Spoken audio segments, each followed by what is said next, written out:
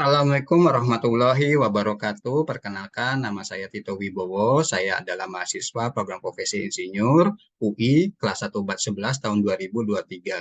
Sebelumnya, saya ingin mengucapkan terima kasih kepada Bapak Profesor Heri dan Bapak Arif selaku dosen mata kuliah K3L yang telah memberikan kesempatan kepada saya untuk menjelaskan secara singkat mengenai metode analisa safety case. Pada kali ini, kasus yang akan saya angkat adalah kebakaran apartemen Grenfell Tower di London, UK, dengan menggunakan metode analisa fault tree analysis atau FTL dan bow tie analysis.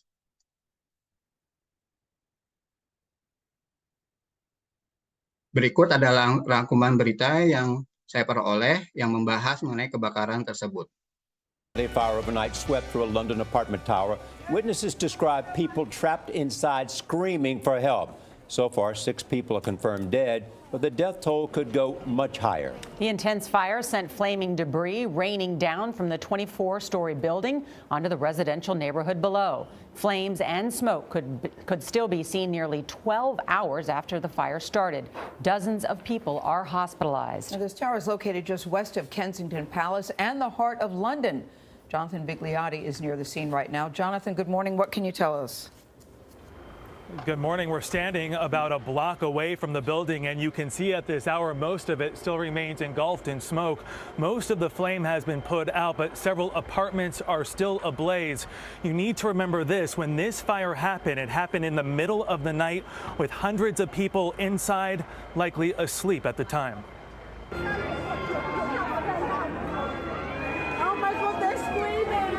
The flames moved fast, the wall of fire trapping people inside. Cell phone video captured their desperate attempt to escape the 24-story inferno. Some waved flags, hoping firefighters would spot them. Another screamed for help to those outside.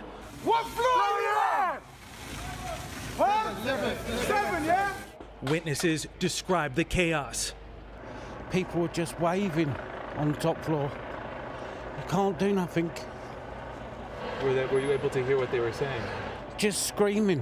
People throwing themselves out just so they don't get burnt. And How high up was this?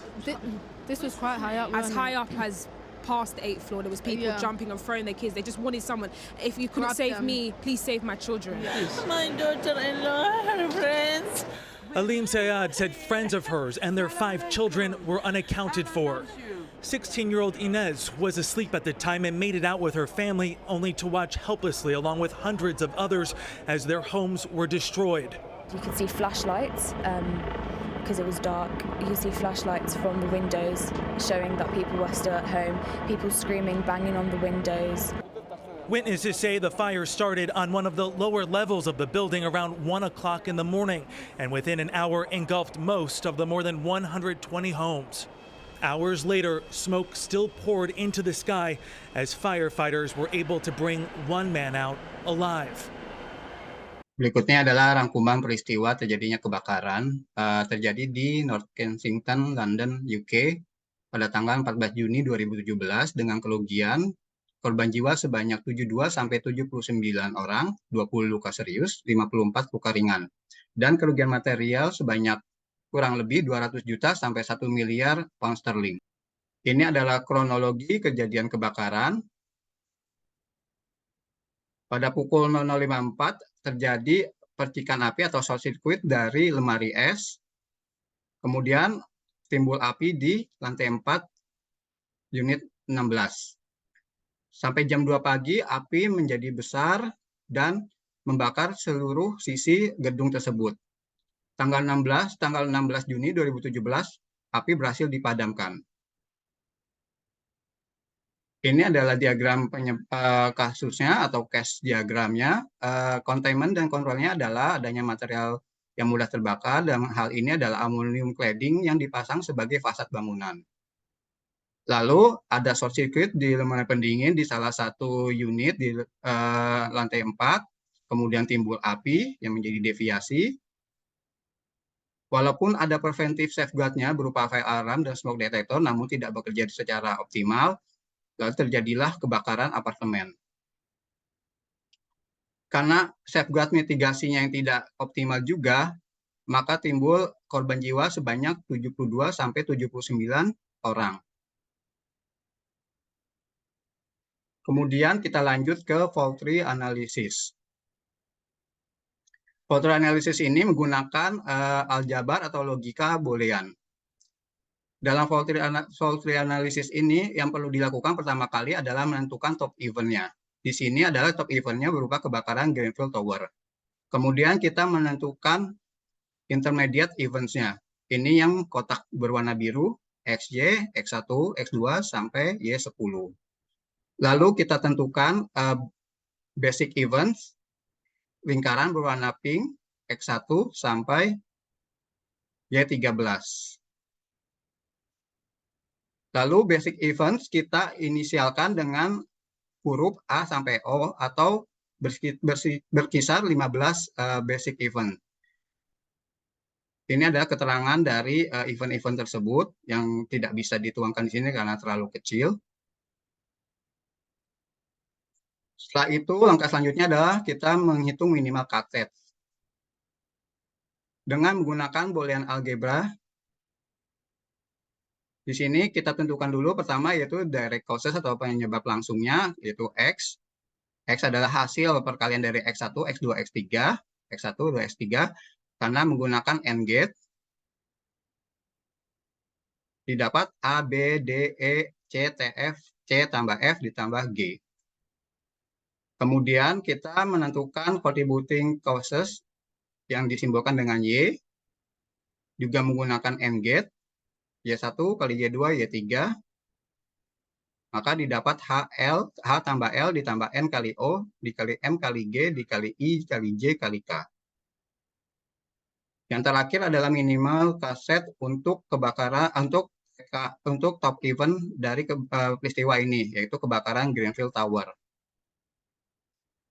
KGT didapat dari hasil perkalian S kali Y karena menggunakan AND gate. Dengan persamaan-persamaan algebra boolean dan hukum-hukum absorpsi yang ada di algebra tersebut, maka didapat KGT atau top event-nya M, G kali A kali B, D, E, H tambah L ditambah N kali O dikali I, J, K. Ini adalah minimal cut set dan merupakan penyebab-penyebab dasar yang harus diimprove atau diperbaiki. Dari minimal cut set tersebut, maka ini adalah yang harus diperbaiki basic event-nya. Mulai dari perawatan yang dilakukan oleh manajemen building sampai ke perlunya peran pemerintah dalam mengatur undang-undang dan pengelolaan gedung. Masuk ke analisa bowtie analisis. Yang perlu dilakukan untuk pertama kali adalah menentukan top event-nya. Dalam hal ini adalah kebakaran Grenfell Tower yang disebabkan karena adanya material muat terbakar. Lalu setelah top event ditentukan, kita menentukan basic cause atau penyebabnya, lalu preventive safeguard-nya, lalu di sini juga kita menentukan konsekuensinya, kemudian mitigatifnya. Ini adalah potongan dari penyebab-penyebab kebakaran tersebut yang diperkirakan menjadi penyebabnya, yaitu gangguan listrik gedung sampai ke kegagalan listrik elektronik. Di sini ada kotak kuning, ini merupakan faktor eskalasi yang dapat memperparah atau menjadi terulang kembali kejadian tersebut. Sama dengan yang sebelumnya, ini adalah potongan dari basic cause atau basic events. Dan ini adalah potongan dari konsekuensi dan mitigasi safeguard-nya. Di sini juga ada kotak kuning, ini sama juga faktor eskalasi yang menyebabkan konsekuensi itu tambah parah atau berlanjut. Ini juga bagian kedua, disertai dengan mitigasinya. Dari hasil analisa menggunakan kedua metode tersebut, disimpulkan bahwa kedua metode tersebut perlu adanya penentuan top event sebelum dilakukan analisa. Pada FTA, hubungan antara penyebab dijabarkan oleh logika atau aljabar Boolean, kemudian dilakukan perhitungan minimal assets untuk mendapatkan penyebab-penyebab yang harus menjadi prioritas perbaikan. Sedangkan pada bowtie, hubungan antara penyebab, langkah preventif, langkah mitigatif, dan konsekuensi dapat diuraikan dalam bentuk interaksi, sehingga didapat analisa resiko berbasis pendekatan safeguards. Dari hasil analisa kedua metode tersebut, saya dapatkan yang paling menonjol penyebabnya adalah kesalahan penggunaan material mudah terbakar, ketidaksesuaian desain, dan pengabaian pengelolaan gedung dalam melakukan perawatan gedung dan respon emergensi. Demikian yang dapat saya sampaikan, semoga bermanfaat. Terima kasih atas perhatiannya. Wassalamualaikum warahmatullahi wabarakatuh.